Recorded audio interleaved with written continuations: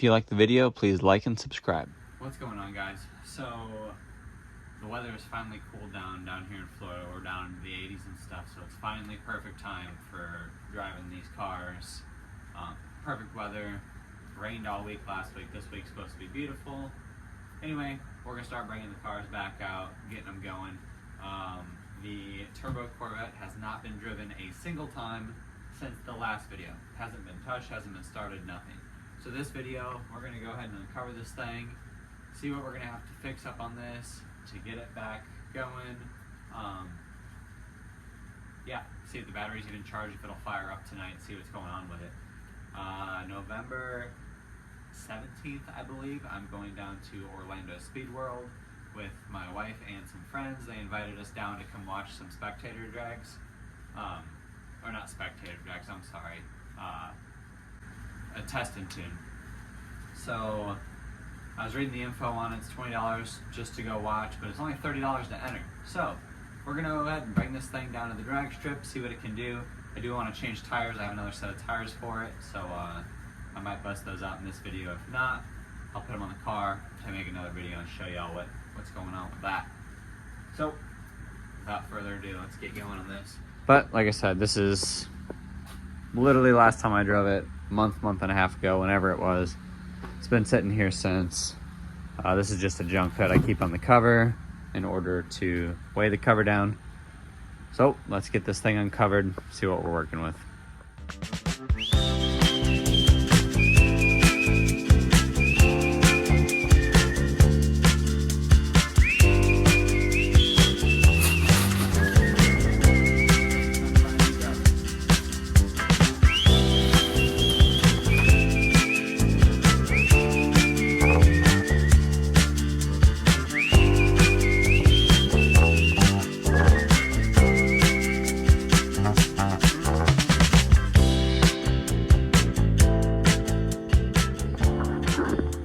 All right, well, there it is. If you're new to the channel, I'll just do a brief once over the car really fast.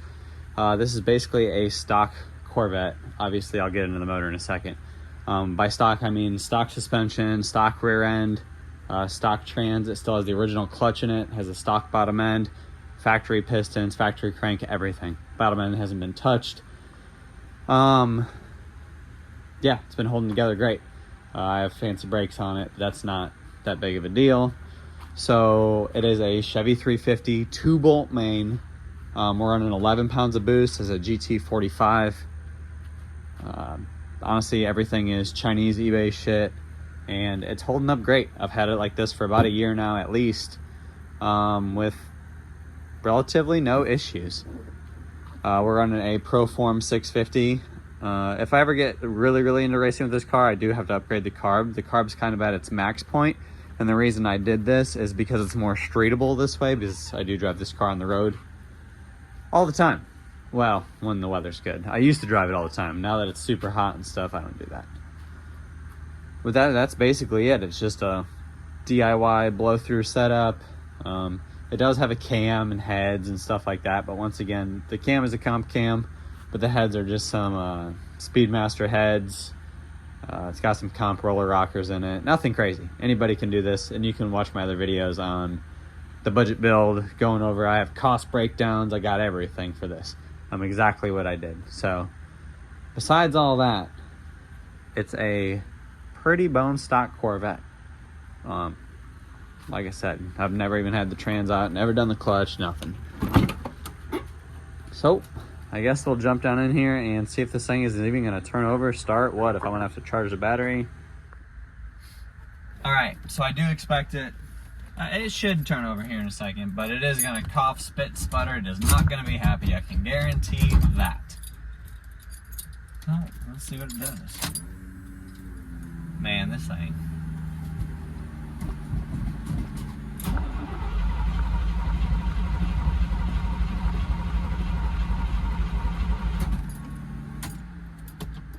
I'm gonna go undo the fans really quick so it doesn't drain down the battery. Oh, I just flipped the circuit breaker.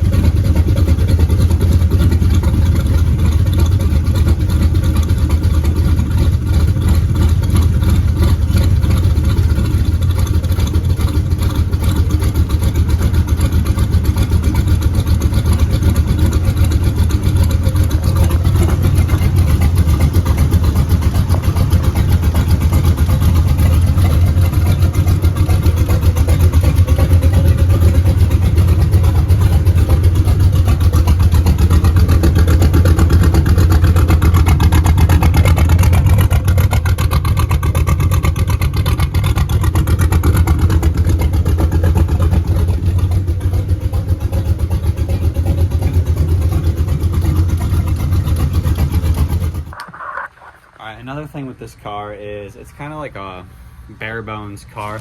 There is one thing I can't stand on it, and it used to work. I've never really just looked into it, but the fuel gauge quit working about a year ago. I'm not sure what happened. I really need to dig into it, but I got to check the fuel, see how much gas we got, see if we can even make it to the gas station. So this is how I do it.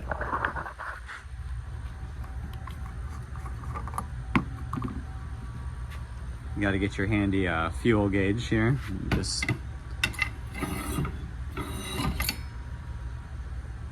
so we got about a half a tank, quarter tank maybe, probably about a quarter tank. Let's just try that one more time, see how far that goes in there. That one into right there. So we got just under half a tank there. So when I do drive it, I am gonna have to go by the gas station, get some gas for her. So obviously the car fired right up, had great oil pressure and everything. Obviously there's a couple things I'm gonna have to do before this whole test and tune thing. I've never ran the car down the track ever. This car's probably obviously never seen a drag strip, being when I got it, it was bone stock.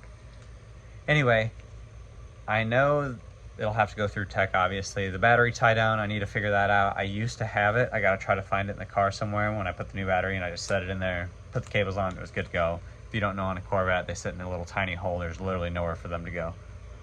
So that's gonna be kind of a pain in the ass because of the Kirky seat, the harness bar. There is a nitrous bottle back there too. The car doesn't have nitrous on it. It was going to. I have everything to do it. I just never did it, and then we went turbo instead. So I really need to pull that nitrous bottle out. I need to tie the battery down. Obviously, like I said earlier, it's getting a new set of tires, which I'll probably go out, at least get 2 of them out to hold them up against it, see how cool it's gonna look, because I'm really excited about that. The car is not allowed to run faster than an 1149. I don't see that being a problem because I have a stock clutch and stuff. So I can't launch the car hard. It's not gonna take it.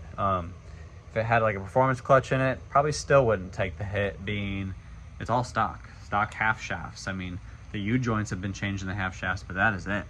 So as far as when I'm going, I'm fine, but taking a hit on a drag strip, I don't see this car taking a hit. The plan is, depending on how busy it is, how many runs I'm gonna get in, I'd like to do at least 1 to 2 easy into it and just give it all out, see what it does.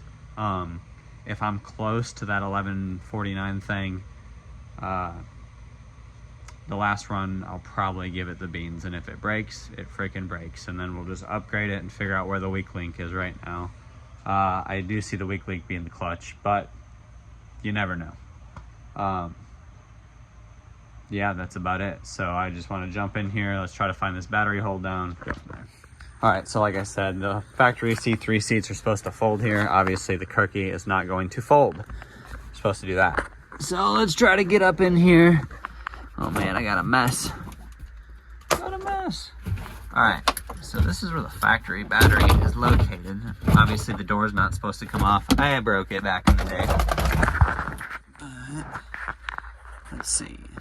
All right, so obviously it is not tied down. The hold down's supposed to be down there, and it's not. So let's start digging. All right, some Corvette nerds may appreciate this. When I dropped my tank, this is the factory build sheet that was attached to the top of the fuel tank with all of the RPO codes, exactly what this car got, which is really cool. These cars were super mass produced, and I don't want to be like a typical Corvette guy. I did, like, it used to be in a little better shape here. I deciphered a bunch of it, but right here is what made this particular car pretty freaking rare.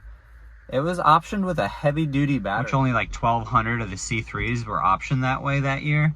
But all in all, there was like 44,000 C3s made or something like that in 1980. So only 1,200 of them got that option. So that makes it kind of rare in itself.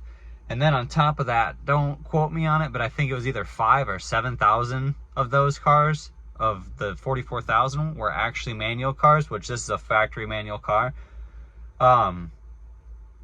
So it is a kind of rare car. Does it mean anything? Absolutely not. Does it make it worth anything? Nope, not whatsoever. That's why I don't give a shit.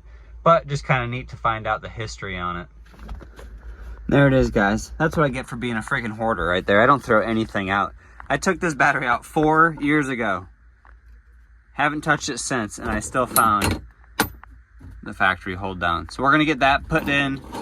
It'll pass tech that way. I do want to get that nitrous bottle pulled out because there's no reason for it to be in here other than it looking like it has nitrous, and that's really couldn't care less. All right, we're gonna walk out to my secret shutout here, you know, where I store all my tires, and y'all will get a little hint of what's going on exactly. I'm not sure if any of y'all remember this. This is our 454 swapped hearse.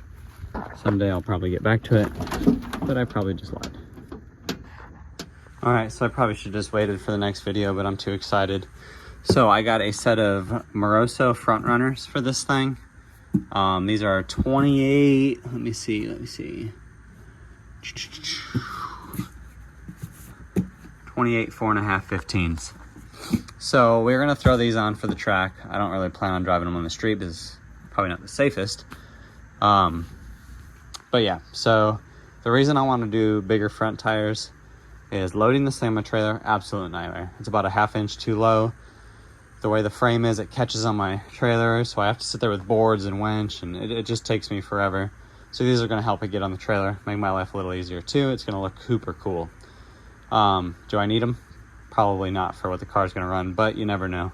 And I'd rather be safe than sorry. But now, the real question is these. So these are 29, are they 29.5 or just 29? These are a 29.5 915. I also have a set of 39 15s, but obviously I'm gonna run the smaller tire right now. Is this too big of a tire? Absolutely. Is it gonna look fucking cool? Super cool. So I'm excited. We are going from to a 29. Let's see what we got. We got 295 50s on there now. So yeah, let me see. A pretty big height difference there. Pretty big height difference. So that's the plan.